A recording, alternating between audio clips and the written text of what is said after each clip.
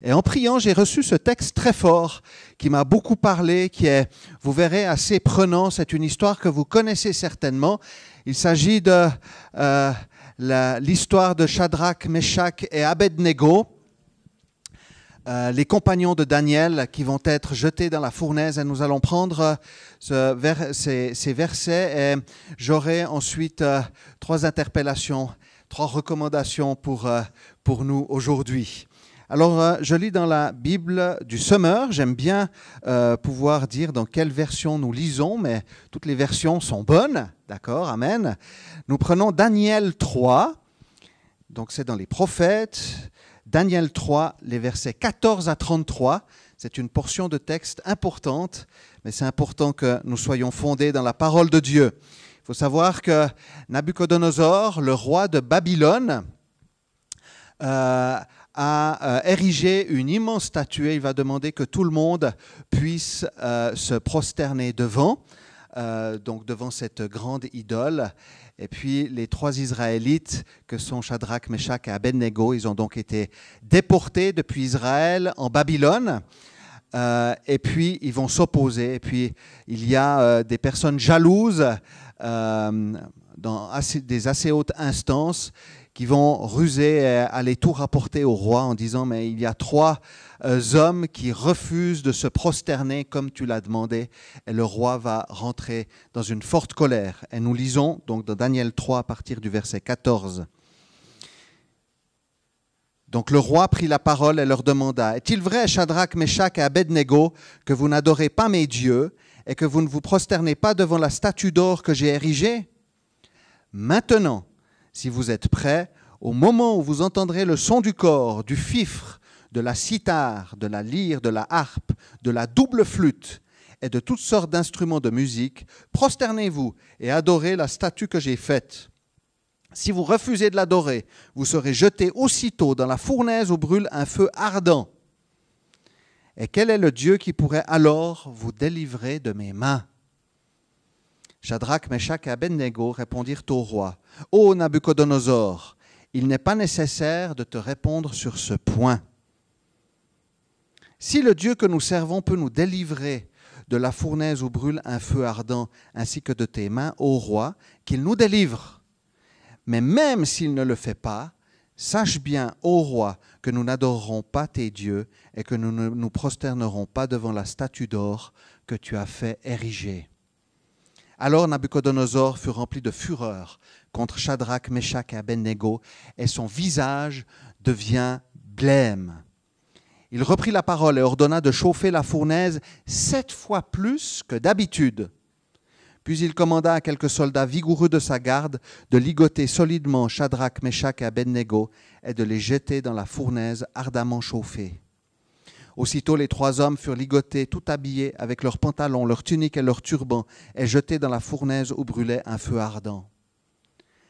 Mais comme sur l'ordre du roi, on avait fait chauffer la fournaise au maximum, les flammes qui en jaillissaient firent périr les soldats qui avaient jeté Shadrach, Meshach et Abednego. Quant à Shadrach, Meshach et Abednego, ils tombèrent tous les 3 ligotés au milieu de la fournaise où brûlait un feu ardent. C'est alors que le roi Nabuchodonosor fut saisi de stupeur. Il se leva précipitamment et, s'adressant à ses conseillers, il demanda « N'avons-nous pas jeté 3 hommes, tous ligotés, dans le feu ?» Ils répondirent au roi « Bien sûr, Majesté. » « Eh bien, reprit le roi, je vois 4 hommes sans lien qui marchent au milieu du feu sans subir aucun dommage corporel, et le 4e a l'aspect d'un fils des dieux. » Puis Nabuchodonosor s'approcha de la porte de la fournaise où brûlait un feu ardent et se mit à crier « Shadrach, Meshach et Abednego, serviteurs du Dieu Très-Haut, sortez de là et venez ici. » Alors Shadrach, Meshach et Abednego sortirent du milieu du feu. Les satrapes, les préfets, les gouverneurs et les conseillers du roi se rassemblèrent pour examiner ces hommes. Ils constatèrent que le feu n'avait eu aucun effet sur leur corps, qu'aucun cheveu de leur tête n'avait été brûlé, que leurs vêtements n'avaient pas été endommagés et qu'ils ne sentaient même pas l'odeur du feu. Alors Nabuchodonosor s'écria « Loué soit le Dieu de Shadrach, de Meshach et d'Abednego, qui a envoyé son ange pour délivrer ses serviteurs qui se sont confiés en lui et qui ont désobéi à mon ordre. Ils ont préféré risquer leur vie plutôt que de se prosterner et d'adorer un autre Dieu que le leur. Voici donc ce que je décrète. Tout homme de quelque peuple, nation ou langue qu'il soit, qui parlera d'une manière irrespectueuse du Dieu de Shadrach, de Meshach et d'Abednego sera mis en pièces et sa maison sera réduite en un tas de décombres, parce qu'il n'existe pas d'autre Dieu qui puisse sauver ainsi les hommes. Ensuite, le roi fit prospérer Shadrach, Meshach et Abednego dans la province de Babylone. Le roi Nabuchodonosor adressa à tous les peuples, à toutes les nations et aux gens de toute langue qui habitent la terre entière le message suivant. Que votre paix soit grande.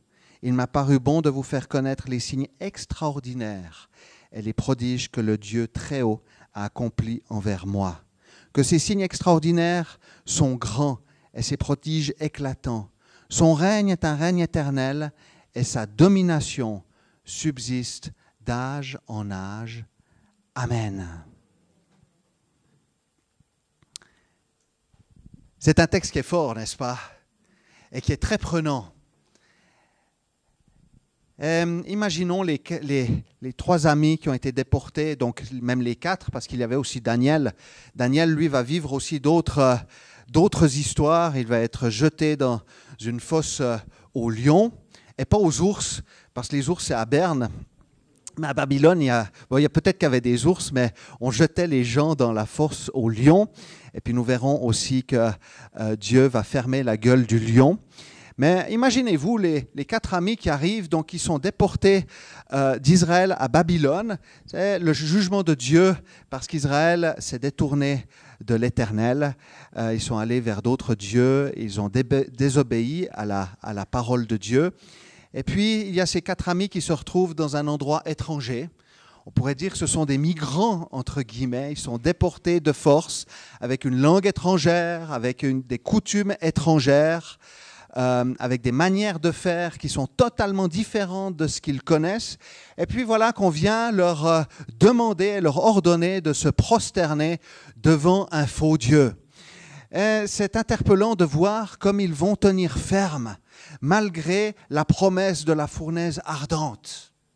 Ils auraient peut-être pu se dire, bon, mettre un petit genou à terre, comme ça on se fonde un petit peu dans le paysage, mais ils sont conscients de l'impact spirituel que cela a.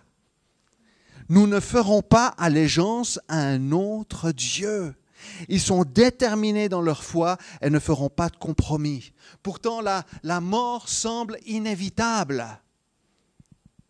Mais ils sont positionnés d'une telle manière. Le prophète Ésaïe a affirmé dans Ésaïe 26:3, « À celui qui est ferme dans ses intentions, tu assures une paix parfaite parce qu'il se confie en toi. » Alléluia. Et c'est une clé. Et je dirais, la première recommandation pour cette année, sois ferme dans tes intentions. Confie-toi à ton Dieu. Reste fidèle à l'Éternel ton Dieu. Reste fidèle à Jésus-Christ. Comment voir la fournaise arriver avec ses grandes flammes? Elle sera chauffée 7 fois plus que d'habitude. Et imaginez les douleurs immenses et rester ferme et en paix intérieure. Les 3 amis ne vont pas faiblir dans leur intention de rester fidèles à Dieu. Il est facile d'être ferme dans ses convictions alors que tout va bien. Mais garder la paix dans le chaos est une autre histoire.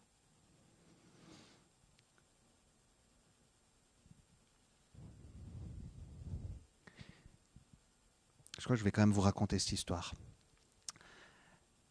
J'ai vécu quelque chose cette semaine. Il y a un mois en arrière, j'étais chez mon médecin qui a vu que j'avais une tache sur la peau qui n'était pas très jolie. Et puis, il a écrit un courrier au dermatologue et puis dessus, c'était mis « lésion mélanique ». Et je me suis dit, Google est mon ami, mais je me suis rendu compte que Google n'est pas du tout mon ami.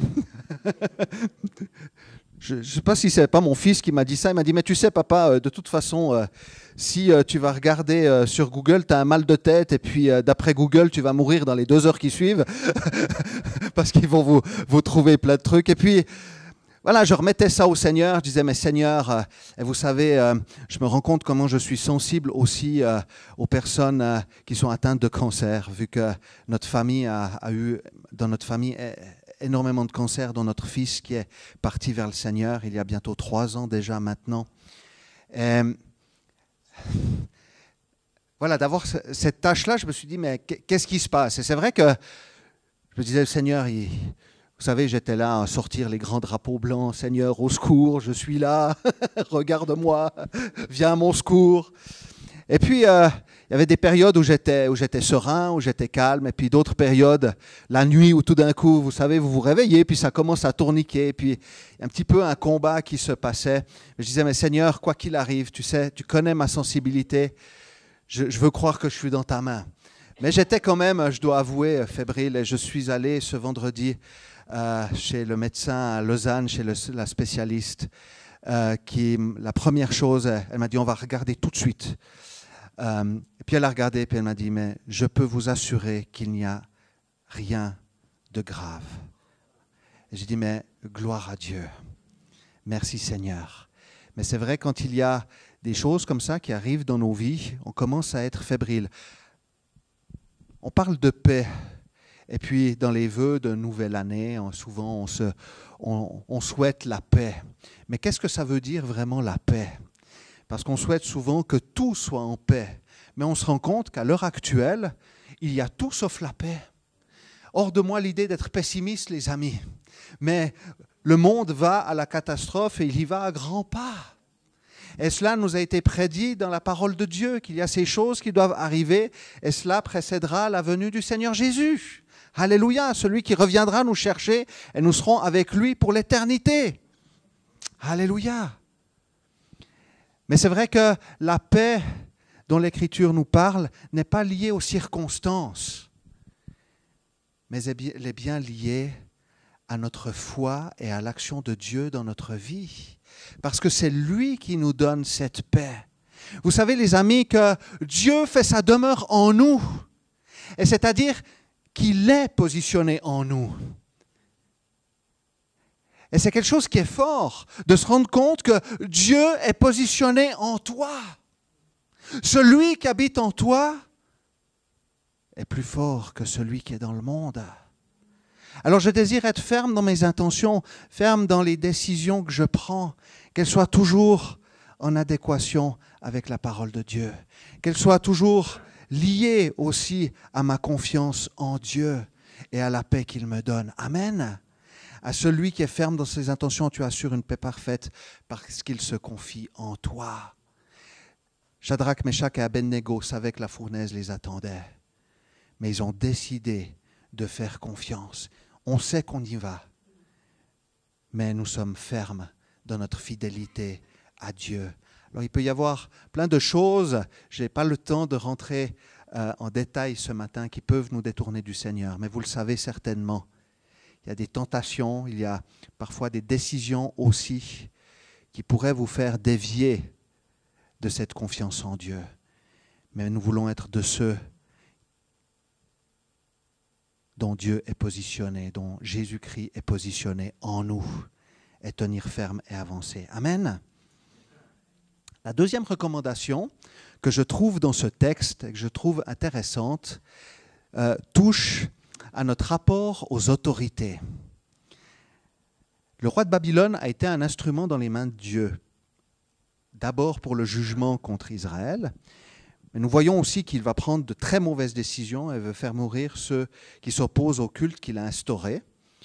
Mais ce qui est frappant, encore en relisant ce texte, c'est que nous voyons qu'à un moment donné, Nabuchodonosor va être un évangéliste. Et il va dire, je reconnais le Dieu de toute éternité, celui qui sauve. Et il va même dire au peuple, s'il y en a un qui critique l'Éternel, eh bien, il aura affaire à moi. Et on voit la puissance du témoignage de Shadrach, Meshach et Abednego, où Nabuchodonosor va être, malgré lui, un instrument dans les mains de Dieu pour proclamer que Dieu est tout-puissant et qu'il sauve encore aujourd'hui. Amen.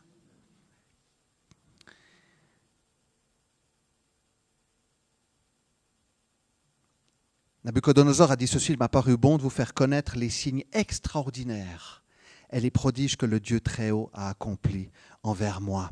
J'avais envie de nous encourager ce matin à prier pour nos autorités.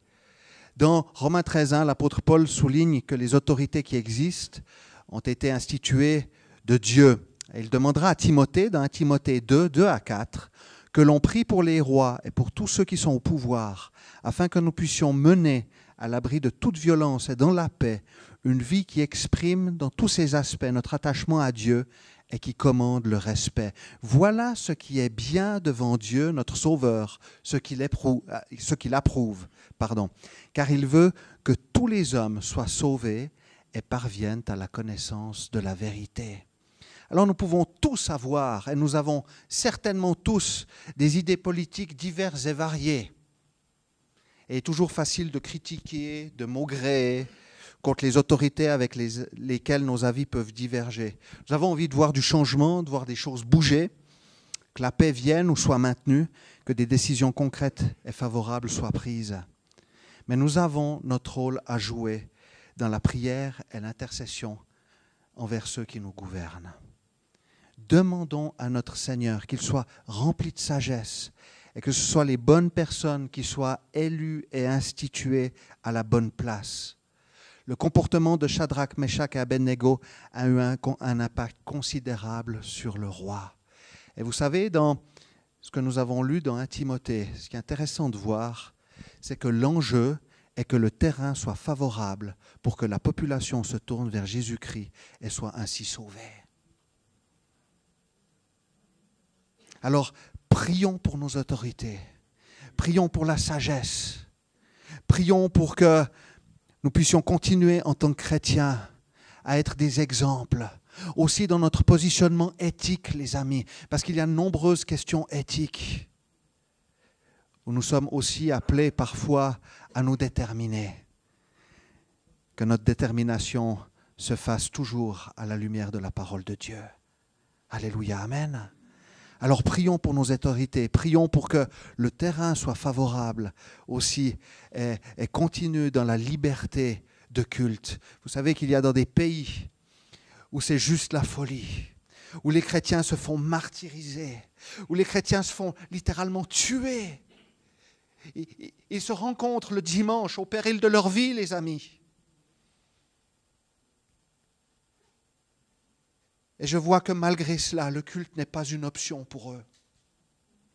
Ils décident quand même d'aller louer et adorer le Seigneur parce qu'ils sont convaincus de l'importance d'être ensemble, de crier à Dieu ensemble, parce qu'ils sont convaincus que la bénédiction de Dieu est agissante là où 2 ou 3 sont réunis. Alléluia. Mais est-ce qu'on se rend compte de l'enjeu de se réunir? La troisième chose, il est parlé de la fournaise. Et honnêtement, on n'aime pas parler de la fournaise. Parce que la fournaise, ça fait mal, ça tue, c'est des brûlures qui sont atroces. Et j'aurais plusieurs titres ou sous-titres pour parler de cela. L'apôtre Pierre dira « Ne soyez pas surpris par la fournaise ». Alors je pourrais te dire ce matin comme recommandation, ne sois pas surpris par la fournaise. On pourrait dire aussi jamais seul dans la fournaise. Parce que les 3 hommes vont être jetés dans cette fournaise et tout d'un coup, le roi Nabuchodonosor, il faut dire qu'il y a des gardes qui sont morts en les jetant dans la fournaise. Donc vous vous dites bien comment ça devait chauffer. Ça devait juste être impressionnant. Et tout d'un coup, il se dit, mais qu'est-ce qui est en train de se passer? Il y a 4 hommes dans la fournaise. Et nous voyons que Jésus est avec eux. Et c'est tellement fort, cette image, où je ne sais pas, l'image que le monde a parfois d'un Dieu ou de Jésus qui est au ciel et qui nous regarde du haut de son trône. Mais ce n'est pas du tout cela. La parole de Dieu nous dit qu'il est avec nous. Jésus a dit, je suis avec vous tous les jours jusqu'à la fin du monde. Ça dit bien ce que ça veut dire. Mais ça ne veut pas dire que lorsque la fournaise est là, Jésus, il se taille. Ce n'est pas du tout le cas, les amis. Mais des fois, nous sommes tellement préoccupés par les flammes, tellement préoccupés par la fournaise. On se souvient de Pierre qui marche sur l'eau vers Jésus et tout d'un coup, il voit les vagues qui sont là, qui viennent lui chatouiller les orteils. Puis il se dit, oh punaise, il est en train de regarder les vagues. Et puis Jésus va le rattraper in extremis. Mais le fait est que Jésus est toujours avec nous dans la fournaise. Peut-être que tu te dis, je suis au fond du gouffre, au fond du puits, parce que je n'ai pas le moral. Et c'est des choses qui peuvent arriver. Mais ce que j'ai envie de te dire, c'est que Jésus est avec toi au fond du puits. Il n'est pas en haut du puits à te regarder, mais il est littéralement avec toi. Amen. Il y a quelque chose qui m'a interpellé. Pour les 3 amis, ce qui compte, c'est de rester fidèle au Seigneur, mais quoi qu'il arrive, le roi va les mettre au défi avec cette question. Quel est le Dieu qui pourrait alors vous délivrer de mes mains? Et leur réponse est étonnante. Si nous sommes jetés dans la fournaise où brûle un feu ardent, notre Dieu que nous servons peut nous en délivrer, ainsi que de tes mains, ô roi. Mais même s'il ne le fait pas, sache bien, ô roi, que nous n'adorerons pas tes dieux et que nous ne nous prosternerons pas devant la statue d'or que tu as fait ériger. Même s'il ne le fait pas, même s'il ne nous délivre pas, en fait, ils ne doutent pas de Dieu. Ils savent qu'il est tout-puissant pour agir, mais ils savent aussi qu'il reste souverain. Quoi qu'il arrive, qu'on soit sauvé ou pas sauvé ici dans cette vie, nous resterons fidèles à notre Dieu parce que nous sommes entre ses mains. Voilà ce que les 3 amis sont en train de dire au roi. Alléluia. Jésus est avec eux. Shadrach, Meshach et Abednego ont vécu une terrible injustice. À cause de leur foi, ils ont été persécutés dans le but de les mettre à mort. Et Dieu les en a délivrés et ils sont sortis vainqueurs. La puissance de Dieu est toujours à l'œuvre pour nous délivrer. Et lui seul est capable de nous délivrer, même des choses qui semblent impossibles. Amen. Il est celui qui est capable de faire refleurir dans le désert. Il est celui qui est capable de faire ouvrir la mer en 2 pour que la population passe. Il est celui qui est capable d'ouvrir le cachot pour que nous sortions de nos prisons. Alléluia. Il est celui qui est capable d'aplanir notre sentier. Il est celui qui est capable de nous donner la paix alors que tous les éléments extérieurs donnent des signaux contraires. Et ce qui est interpellant aussi, c'est que Shadrach, Meshach et Abednego ne vont pas sentir le feu. Il y a quelques semaines en arrière, j'étais invité dans une grande maison où il y avait des cheminées. Vous savez, il y avait même une cheminée qui était même à même le sol. C'était une très très vieille maison. Et puis le feu a brûlé toute la soirée joyeusement. Il y avait un petit peu de fumée partout. C'était joyeux. J'avais l'impression d'être un barbecue géant. Et il y avait 2 cheminées qui brûlaient constamment. Et quand nous sommes rentrés avec mon épouse et notre fils à la maison, je peux vous dire, j'avais l'impression qu'on m'avait jeté au feu, littéralement. Tous mes habits me sentaient le cramoisi, comme si j'avais brûlé dans l'âtre en même temps. Et on voit comment les odeurs sont imprégnées. Mais on voit que Shadrach, Meshach et Abednego ont été protégés par le Seigneur. Le Seigneur est aussi capable de nous protéger dans les épreuves, de nous en délivrer, nous protéger. Et puis aussi, j'aimerais terminer avec cela, de nous restaurer. Parce que Shadrach, Meshach et Abednego vont sortir de la fournaise, mais nous voyons qu'ils vont être restaurés dans leur position. Alors qu'ils avaient été déchus de leur fonction, le roi va les prendre à part, va les mettre dans de nouvelles fonctions, des fonctions assez hautes, et puis va les faire prospérer. Et le Seigneur c'est aussi son action dans nos vies, le fait qu'il vient aussi nous restaurer, nous guérir et nous remettre sur pied. Amen. Alors j'avais envie de nous encourager avec ces quelques mots. Sois ferme dans tes intentions, reste fidèle à ton Dieu, fais-lui confiance. Deuxième chose, prie pour les autorités, demande la sagesse, que le terrain pour l'Évangile soit favorable. Troisième chose, ne sois pas surpris par la fournaise. Mais rappelle-toi que tu n'es jamais seul, que Jésus est avec, que Jésus est tout-puissant et que Jésus restaure encore aujourd'hui. Amen.